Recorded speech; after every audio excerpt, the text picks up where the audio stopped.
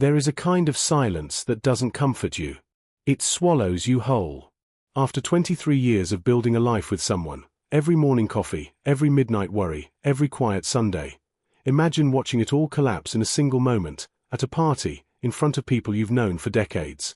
Not with a shout. Not with a scene. Just a kiss that wasn't meant for your eyes. What would you do? Most men would rage. Most men would crumble. But Eugene Doyle, a man who spent his entire career preserving the legacies of other families, did something no one expected. He set down his glass of scotch and walked away. And what happened in the days that followed would destroy everything his wife thought she knew about the quiet, careful man she had underestimated for 23 years. Stay with me. Because this story isn't just about betrayal. It's about what a dignified man does when the ground falls out from under his feet, and how he rises, not with fire, but with something far more powerful. My name is Eugene Doyle. I'm 48 years old. For the past 15 years, I've been one of the most trusted family archivists and genealogy consultants in all of New England. I spend my days carefully unfolding the stories of strangers, tracing bloodlines, recovering lost histories, giving families the gift of knowing where they came from. The irony of my life, as I would come to understand it, is devastating. While I was busy preserving everyone else's legacy, my own was quietly, invisibly, coming apart at the seams. When you've lived beside someone for 2 decades, your instincts become fluent in their language. You don't need words. You just know. And for months before that autumn night, something had shifted in the air of our colonial home in Concord, Massachusetts. Small things, the kind your brain quietly catalogues while your heart desperately files them under nothing to worry about. Pamela, my wife, the woman who had nursed me through pneumonia 3 winters ago, the mother of our 2 children, the girl I'd fallen in love with when we were practically still kids ourselves, had started going to yoga 4 times a week instead of 2. Her phone, once left carelessly on the kitchen counter, now lived face down on every surface she occupied. You're being paranoid, Eugene, I told myself. This is Pam. But even our daughter Rachel, home from Boston University for a visit, noticed something I was trying not to see. She asked me while we sorted a client's Civil War era photographs together in my office, her hands careful with the fragile images, her voice just as careful with me. Dad, is everything okay between you and Mom? She seems different, distant. She's always checking her phone. I brushed it off. Empty nest adjustment, I told myself. Jason had just moved to Seattle for work. Rachel was finishing her senior year. For the first time in over 2 decades, Pam and I were truly alone in that house. Perhaps that was all it was. Perhaps we just needed time to rediscover each other. I held onto that hope like a man holding onto a rope that had already been cut, not knowing yet that his fall had already begun. The party. When Tom and Barbara Sullivan invited us to their annual autumn dinner, I had no reason for suspicion. The Sullivans were our oldest friends. Tom was my racquetball partner. Barbara and Pam had served on the PTA together for years. These were evenings of warmth and history, of comfortable laughter between people who had watched each other's children grow up. But that morning, something was already different. Can you pick up my dress from the cleaners? Pam asked without looking up from her coffee. The burgundy one. Burgundy. You never wear burgundy. I do now, she said, her voice carrying an edge I couldn't quite name. And I'll be getting my hair done at 3, so I'll meet you there. 23 years of marriage. We had never arrived at a social event separately. Not once. But I filled in the blank with trust, because that was what I had always done. That was the man I was. That was my first mistake. I arrived at the Sullivans' Tudor-style home just after 7. The driveway was already lined with familiar cars. Inside, voices and laughter filled every room, wait staff moving elegantly through the crowd with trays of hors d'oeuvres and wine. Tom greeted me warmly at the door. Where's Pamela? Meeting me here, I said. Hair appointment. I made my rounds, chatting about property taxes and Judge Wilson's retirement. But all evening, my gaze kept drifting toward the entrance, watching for her. When Pamela finally arrived, 40 minutes late, I nearly didn't recognize her. Her hair was different. Not just styled, lighter, with highlights I'd never seen. The burgundy dress clung to her in a way that seemed intentional, designed for someone else's eyes. She scanned the room without finding me, then moved directly toward the back patio doors. I excused myself from a conversation and followed quietly, curious, not suspicious. Not yet. That's when I saw him. Tall, silver-haired. The kind of confidence that comes from spending decades in boardrooms, from always being the most important person in any room he enters. He stood slightly apart from the group on the patio. And when Pamela approached, his face transformed with a smile that had nothing casual about it. She leaned in close, too close. He placed his hand on the small of her back with the ease of someone who had done it 1,000 times before. She laughed at something he said. Her head tilted back in that way I hadn't seen in years. That unguarded, fully surrendered laugh. And then, as if they had forgotten they were surrounded by 24 people who had known us for decades, she kissed him. Not a greeting. Not a peck on the cheek. This was deliberate. This was intimate. This was a kiss that came with history. The glass of scotch in my hand suddenly felt too heavy. I set it down on a side table. I turned. And I walked quietly through the crowd toward the front door. No one noticed me leave. The drive. I drove through the autumn-painted streets of Concord for a long time that night. Past the elementary school where I'd sat in tiny plastic chairs watching Rachel and Jason perform in holiday plays. Past the park where our golden retriever used to sprint ahead of us through fallen leaves. Past the little coffee shop where Pamela and I used to meet for lunch when she worked part-time at the library. 23 years of memories. All of them now cast in the long, cold shadow of a single kiss. I returned home after midnight. The house was dark. Her car wasn't in the driveway. I sat down in our living room, surrounded by the antique furniture we'd collected together over the years, the framed photographs on the mantel, the artifacts of a life built in good faith. I didn't plan what to say. I didn't rehearse accusations. I just sat in the quiet and let reality settle into my bones, the way only the deepest truths can. When dawn came, I heard her key in the lock. She entered tentatively, still in that burgundy dress, heels in her hand. The moment she saw me sitting there in the grey morning light, her expression crumbled. She was in tears before she even spoke. But I had already decided. I wasn't going to rage. I wasn't going to beg. I was going to do what I had spent an entire career doing. I was going to uncover the truth. All of it. There is a particular kind of strength that the world rarely celebrates. Not the strength of a man who overturns tables and fills rooms with his rage. Not the kind that makes noise, demands attention, or leaves wreckage in its wake. The strength I'm speaking of is quieter, colder, more precise. It is the strength of a man who has been broken on the inside, and chooses, deliberately, to let no one see it. Eugene Doyle was that man. And while his wife and her silver-haired companion were busy celebrating what they believed was their victory, Eugene was doing the one thing they never imagined him capable of. He was watching. The strategic withdrawal. Eugene didn't disappear completely. That would have been too easy for Pamela. Too clean. Too convenient. Instead, he became a ghost, present enough to observe, removed enough to be impossible to manipulate. He checked into the Old Mill Inn, 20 minutes from their home. Close enough to monitor the situation. Far enough to preserve his clarity. When you spend decades studying family histories, he would later say, you learn that hasty reactions rarely produce the outcomes you need. The most important evidence always reveals itself to those patient enough to wait for it. His first call was to their son Jason in Seattle. He didn't mention the kiss, didn't voice his suspicions, just said that he and Pamela needed some space. "Dad, what's really going on?" Jason asked, his voice carrying the directness he had always inherited from his father. "I need to figure some things out. Trust me on this one, son."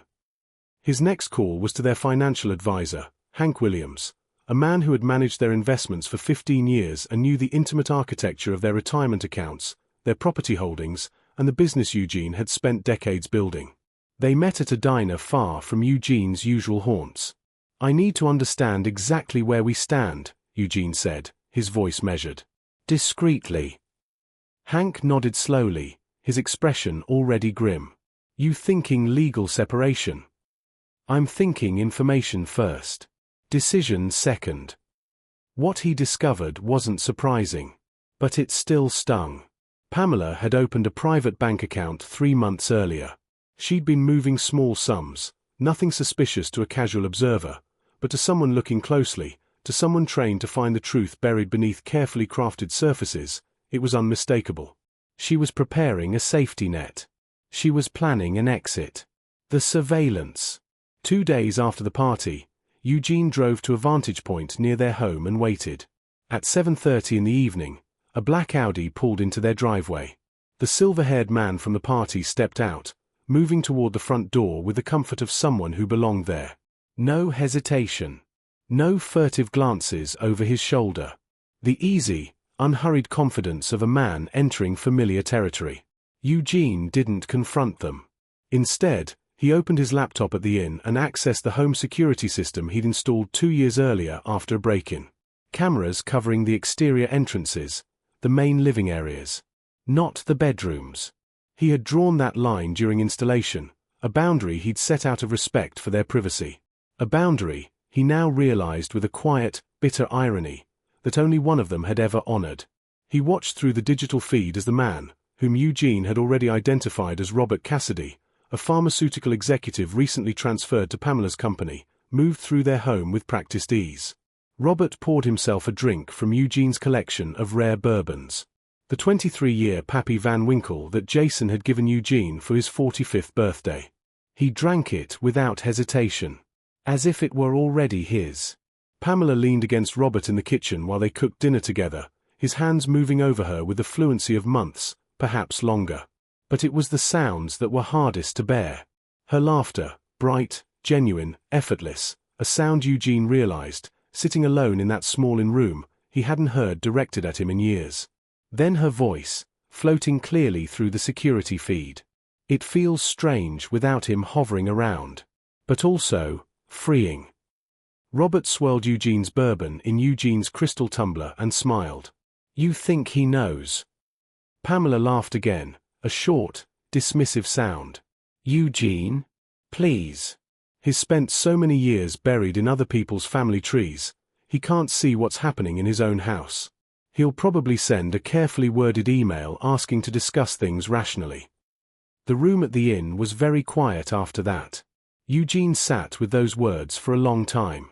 23 years of marriage, reduced to contemptuous dismissal. He didn't rage. He didn't break anything. He simply opened a new document on his laptop and began to type. The methodical response. Eugene Doyle hadn't been raised to be vengeful. His father, a history professor at Boston College, had taught him from boyhood that dignity lies in measured responses. That the truest power is never the power that destroys. It's the power that outlasts. But dignity, Eugene understood now, doesn't mean surrender. It means fighting smart. His first move was financial. He contacted their bank and investment firms, requesting two-factor authentication on all joint accounts, citing recent concerns about identity theft, which was both technically true and legally unassailable. He didn't freeze Pamela out. That would have been legally dangerous. But he ensured that no major transactions could occur without his explicit approval. Next, he called Rachel. Dad, what's really going on? She asked immediately. Mom called me crying last night. She says you've abandoned the family. That you might be having a mental health crisis. Eugene kept his voice steady. Ask yourself this, Rachel, if I were having a breakdown, would I have organized all my client appointments to make sure no one's family history project got delayed? Would I have arranged for Professor Martinez to cover my guest lecture series at the Historical Society? A long silence. No, Rachel said finally. You wouldn't. I can't explain everything right now. But I promise you'll understand soon. Just don't make any judgments based only on your mother's version of events. That evening, Eugene walked into the office of Eleanor Bradford, Concord's most respected divorce attorney, a woman with an 89% success rate in high-asset divorces and a reputation for surgical precision rather than scorched-earth tactics. He slid a folder across her desk. Printed screenshots. Financial records. Time-stamped documentation. Eleanor reviewed it with the detachment of a professional who had seen everything. I appreciate this, Mr. Doyle. Most clients bring me their emotions. You've brought me evidence. Preserving history is my profession, Eugene replied simply. He returned to the inn and enacted the next phase. He remotely backed up every file in their shared digital storage, family photographs, holiday videos, the children's milestones, to secure servers only he could access. Not to deprive Pamela, but to ensure that these irreplaceable memories wouldn't become casualties of whatever scorched earth response she might eventually unleash. The following morning, he visited their family doctor for a full physical examination and blood panel. Documentation of his complete mental and physical health, preempting any claims Pamela might try to fabricate. He was thinking 10 moves ahead. And Pamela didn't even know the game had begun. The package. 1 week after his strategic departure, Eugene sent Pamela a package. No return address. Delivered by courier. Inside. Printed screenshots of Robert Cassidy's car in their driveway, timestamps clearly visible on each image. A bank statement showing Pamela's secret account and its carefully managed withdrawals. A transcript of her dismissive words, "He can't see what's happening in his own house," captured by the home security system she had apparently forgotten existed. And a single handwritten note, written in Eugene's careful, measured hand. "I'm not angry. I'm just finally seeing clearly. No threats. No demands. No emotional appeals. Just evidence. Just truth." He watched the delivery through the security cameras. Pamela accepted the package in her yoga clothes, apparently assuming it was an online order. She opened it at the kitchen counter, the same counter where Eugene had made her breakfast every Sunday for 20 years. The color drained from her face as she sifted through the contents. She called Robert immediately. Her gestures became increasingly agitated, her composure dissolving with every passing second. This had not been in their script. They had planned for tears. For accusations. For a messy confrontation they could spin to make Eugene look unstable and irrational. They had not planned for this. The narrative war. That evening, Eugene's phone began to light up, not with Pamela's messages, but with calls from their circle of friends. Barbara Sullivan called first. "Eugene, people are saying things. Troubling things. That you've been controlling. That you monitored her for years. That you're punishing her for trying to find happiness." Eugene listened without interrupting. "Have I ever struck you as controlling?" he asked calmly. "In the 20 years you've known me?" A pause. "No. That's exactly why this seems so out of character." Sometimes the simplest explanation is the correct one, Barbara. One by one, their friends called, Judge Wilson, the Hendersons, others. Each conversation followed the same pattern. They had heard troubling things, but couldn't reconcile them with a man they'd known for decades. Eugene never corrected them aggressively. Never offered counter-narratives. He simply asked quiet questions that made them reflect on their own experience of him, and let the truth do the rest of the work. Truth doesn't need an aggressive defense when it's been witnessed firsthand. And slowly, night by night, Robert's Audi began appearing in their driveway less frequently. The first crack in their united front had appeared. The children. 2 weeks after his departure, Pamela called. A voice call, not a text. Voice conversations leave fewer tracks. Create fewer records. Eugene answered on the 4th ring, giving himself a moment to center his thoughts. "Eugene," her voice carried practiced concern. "We need to talk about what's happening." "I agree," he replied. "Can you come home? Whatever you think is going on, we can work through it." Whatever you think is going on. Not an acknowledgement. A subtle reframing, suggesting the problem lived in Eugene's perception rather than her actions. "I'm not ready for that conversation yet," he said. "When, then? You can't just disappear after 23 years. I'll reach out when I'm ready." He ended the call. The next day, Rachel texted, "Mom asked me to come home this weekend. Says you two are having serious issues. Should I?" "Yes," Eugene replied. "But keep your eyes open." Then he called Jason in Seattle. Your sister's heading to the house this weekend. I think you should join her. Dad, what's really going on? A performance is being prepared, Eugene said quietly. I think both of you should be in the audience. Pamela had planned to use the children as emotional leverage, as witnesses to a narrative that cast Eugene as the broken, abandoning husband. She had not planned for both children to arrive. She had not planned for Rachel's perception, sharpened over a lifetime of watching her father teach her to question what she was told. Sunday evening, Rachel called her father.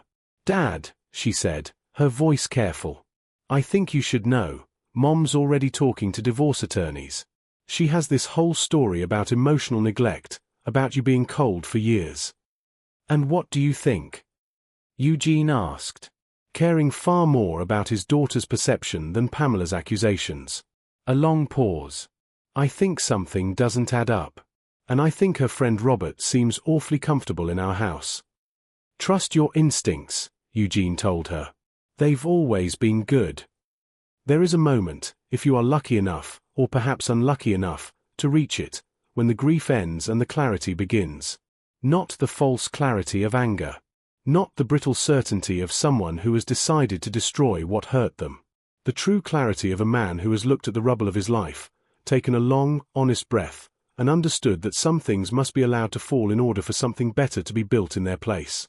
Eugene Doyle reached that moment 3 weeks after the night he watched his wife kiss another man at a party and quietly walked away without a word. And when he walked back through the front door of his home on a Tuesday morning in November, he was not the same man who had left. The return. He had chosen the time carefully. Mid-morning. Pamela would be home between her yoga class and lunch with her friends, alone, without the shield of company, audience. He used his key. He entered quietly, but made no attempt at surprise.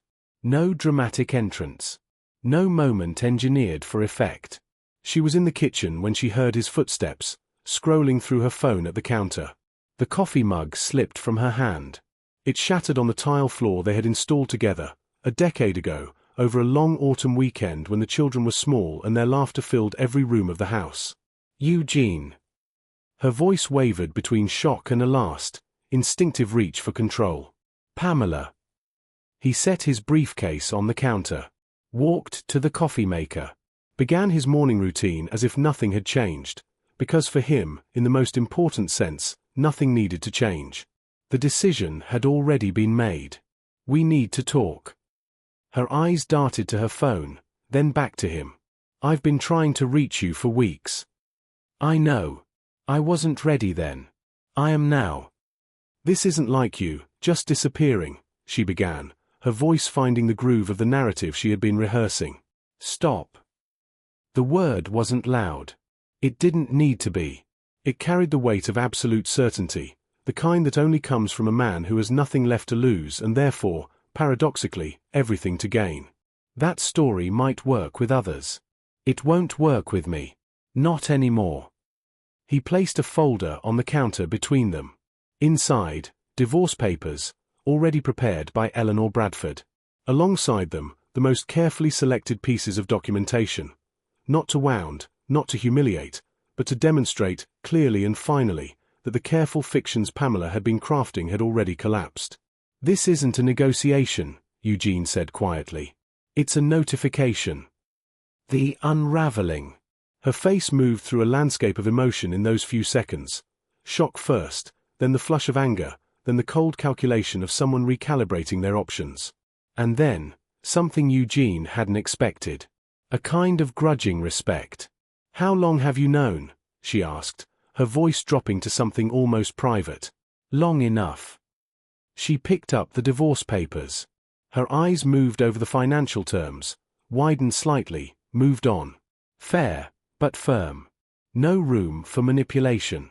The result of 15 years of shared financial history, now documented and protected with the same meticulous care Eugene brought to every archive he had ever touched. The children already know, he added. Not everything. But enough. They've seen the evidence themselves. That was the moment her facade truly fell away. Not the papers. Not the documented evidence.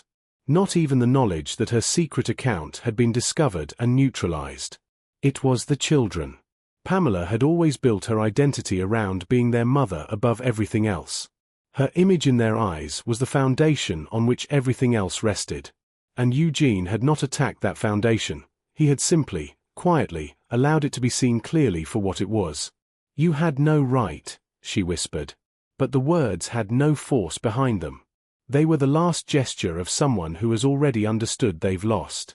"You made choices," Eugene replied. "So did I." He walked to his study, unlocked the door, set his briefcase down on the desk where he had spent countless evenings reconstructing the stories of other families, other lives, other histories. Before he closed the door, he turned back one final time. "I'm moving forward, Pamela. You should too. A beat. Just not in this house." The aftermath. The divorce proceedings were handled with the precision that Eleanor Bradford had promised. Surgical, not scorched earth. Robert Cassidy's relationship with Pamela did not survive the exposure of its foundations. Affairs that begin in secrecy rarely flourish in daylight. He was transferred by his company within 2 months, back to a city 3 states away, leaving behind no forwarding address and no explanation. Pamela moved to an apartment in Cambridge. Eugene remained in the colonial house in Concord, the house where his children had grown up, where the photographs still lined the mantel, where 23 years of a life still echoed in every room. He did not erase those echoes. He was an archivist.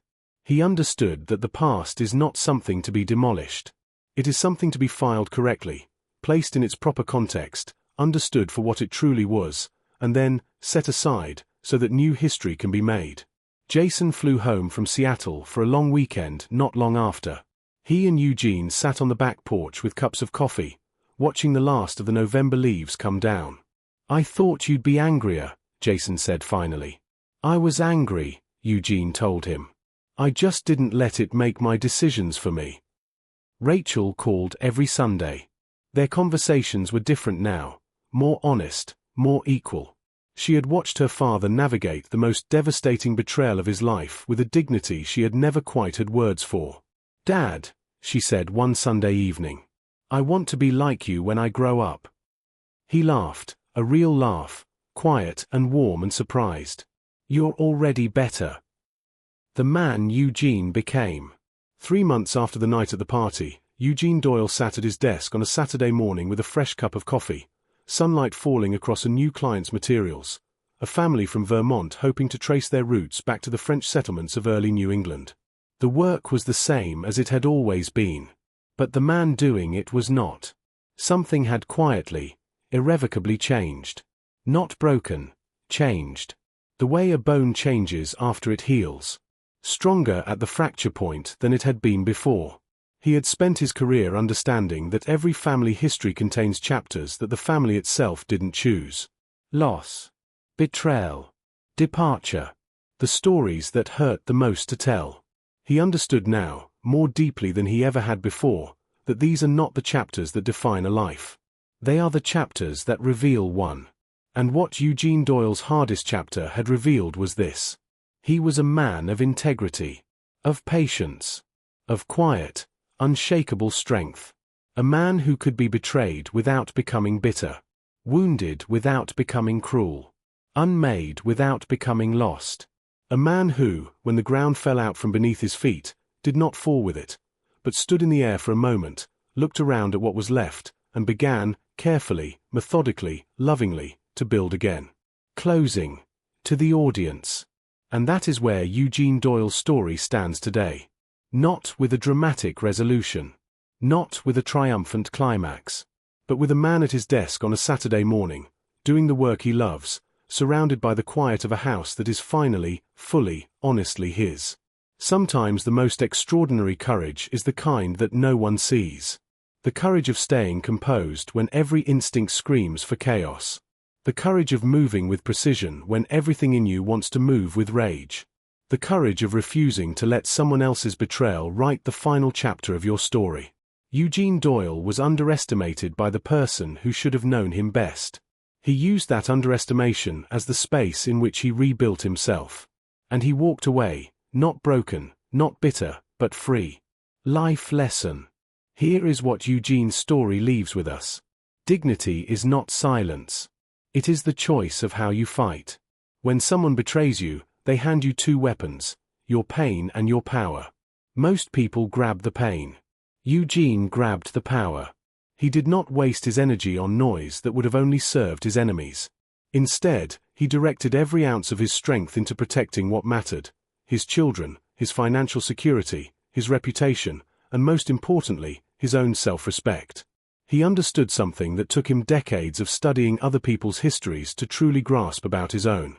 The person who stays calm when the world expects them to explode holds a power that no one can take from them. Your calmness is not weakness. Your silence is not surrender. Your patience is not passivity.